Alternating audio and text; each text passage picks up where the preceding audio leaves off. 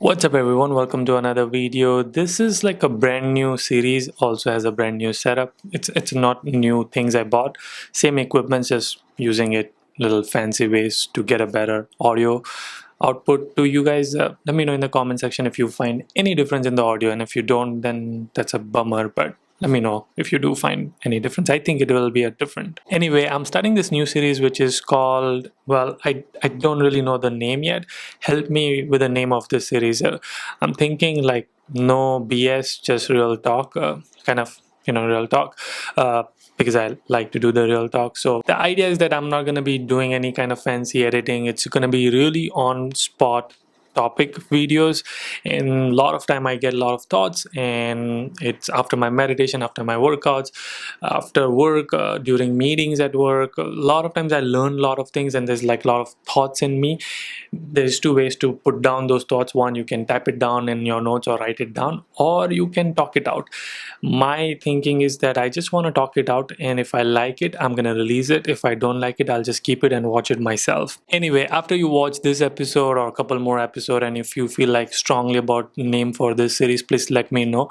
And if I did select your name, I will give full credit to you, and also something surprise. I'll give you something for sure. Topic of this video is project managers. A lot of time I get a lot of questions that, hey, I'm from technical background, I did computer science, I did electrical, I did so and so technology background, and I'm not really interested in coding, but I love people, I love management, and I want to get into project management. Do project managers make a good career if they are from computer science background or IT background or technology background?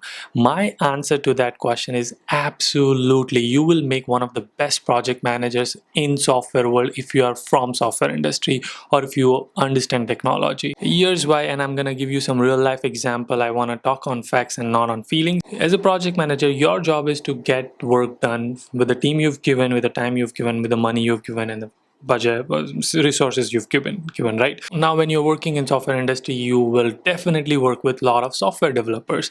One of the biggest problem you will have with software developer is that, so there are lot of different types of software developers, and I've worked with so many different types. I've worked with architects, I've worked with interns, I've worked with mid-level, high level, for entry level, all types of developers. And one of the ways software developers like to say no is by giving you some very like technical answers.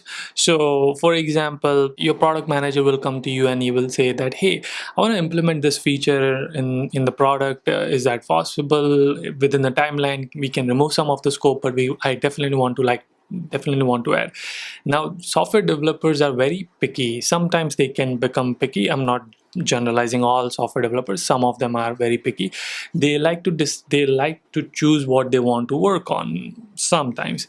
And if they don't want to work on something they don't like working on, what they do is they give some technical ignorance, meaning they'll give you some technical jargon to tell you like, oh, this is gonna cost 500 hours and it's a framework issue, it's gonna impact every single thing, and we shouldn't be doing that.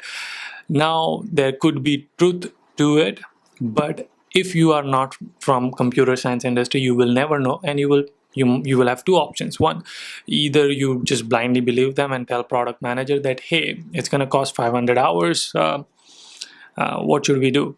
Or you will take another opinion from software architect or their manager and figure it out. And now in the case where you are from computer science background and you understand technology, you understand product, and you work with people really well, that's where this benefit will come in very handy, because now you will understand that, okay, I mean, he's saying that it's going to be framework change, it's going to be 500 hours, there's no other alternatives. There's something fishy, like, you will come to know that because you are from that industry. So your job is to really understand that, trigger, like, okay, this is something he doesn't want to work on, and you will get to know that, and you will have to ask right questions to figure that out and try to really understand why developers are saying that. Once you figure it out, you can always go to software developer managers or an architect saying that, hey, we want to implement this feature and this is something we want to do. What do you think? What's a rough estimate do you think? And they will easily tell you like, oh, this should be 20 hours, this should be 1 week, this should be 500 hours. You never have to mention that, oh, this person was telling me 500. So don't get into that dirty politics. I never do that. You just want to genuinely know and understand, and then you can ask them like, okay, can you help me understand like what goes into. You will only know if you are from computer science background or technology background to understand, and they will explain you, okay, we have this native control and we are trying to modify according to the requirement or blah blah blah, whatever, or we have this custom control, we never used the native functionality and we have already done so much customization, and now product manager wants to add this another feature to customization, which means this is going to impact entire product.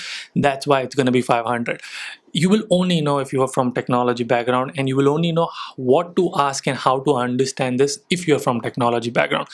And if you understand all of this, you will be better able to handle this situation, manage this situation with the software developer, that talking it out. And if you find out, in this case where you find out that software developer is like kind of faking or trying to tell you that, hey, it's going to be 500 hours, that once you have this confirmation that no, it's not going to take 500 hours, try to ask them like, hey, can we solve this problem like this? How about this? Can you talk to me through the walk me through the problem solution of the problem? In most cases, software developer will work around and turn around and will say, I guess we can do it, and it's just annoying that we are trying to do this, we shouldn't be doing this. They will try to whine a little bit, they will complain a little bit, but your job is to just listen and say yes, yes, yes. Can you get it done? Anyway, so if you are from computer science background, if you are from technology background, you will make a really good project manager, even product manager, because you understand technology and you will use that technology as your base to understand people and help solve problems. I'm not saying that if you're not understanding technology and if you're not from technology, you will not be able to figure this out. You'll still be able to figure it out because you have that people skill of project management. Now I'm just saying, for those people who are doubting themselves if they are from computer science, will this be like a weird transition? So it won't be a weird transition. In fact, that's a strength. So consider this as your strength. I think this is the end of the video, so I'll see you guys in the next one. Until then, keep smiling and keep hustling. Please let me know what do you think of such kind of videos. I would love to do more of these.